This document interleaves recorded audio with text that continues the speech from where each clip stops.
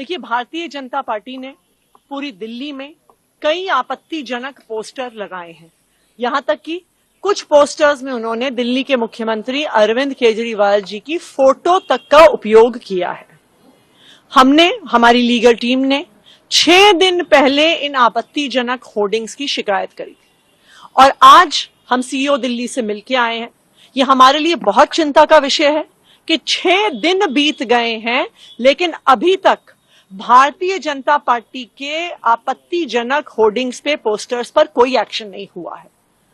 ये इसलिए भी चिंता का विषय है क्योंकि आज के दिन जो चुनाव हो रहा है, जो लोकसभा चुनाव हो रहा है, उसमें लेवल प्लेइंग फील्ड पर बहुत सवाल उठ रहे हैं।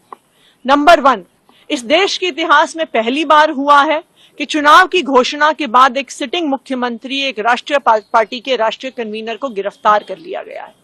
यह इस देश के इतिहास में पहली बार हुआ है कि एक ऑपोजिशन पार्टी, एक प्रमुख ऑपोजिशन पार्टी के बैंक अकाउंट को फ्रीज कर दिया गया है। यह इस देश के इतिहास में पहली बार हुआ है कि चुनाव के दौरान income tax department political parties को नोटिस भेज रहा है। यह पहली बार हुआ है कि चुनाव के दौरान 4 दिन तक आम आदमी पार्टी के ऑफिस को सिक्योरिटी के नाम पर बैरिकेड से बंद कर दिया जाता है।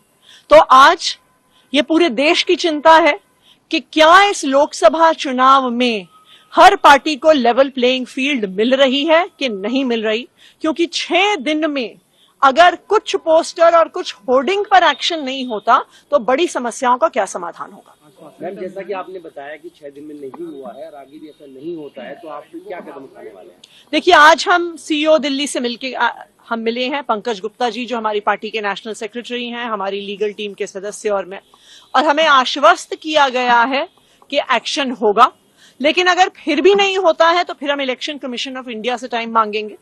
यह भी हमारे लिए चिंता का विषय है कि इलेक्शन कमीशन ऑफ इंडिया आजकल टाइम भी नहीं देता है विपक्षी पार्टियों को।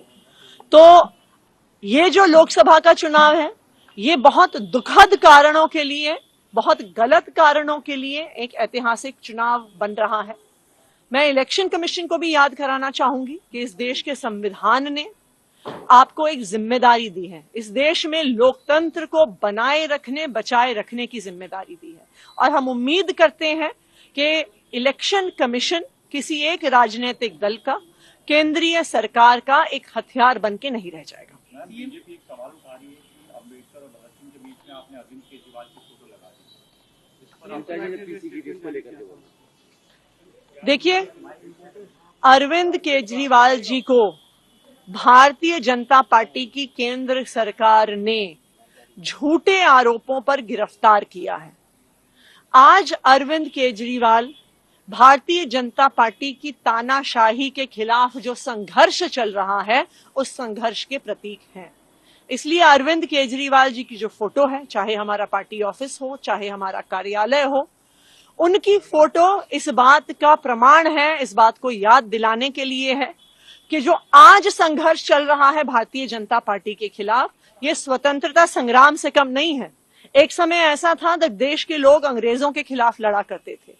आज एक समय ऐसा आ गया है जब भारतीय जनता पार्टी की तानाशाही के खिलाफ लड़ना पड़ रहा है और वही अरविंद केजरीवाल जी कर रहे हैं।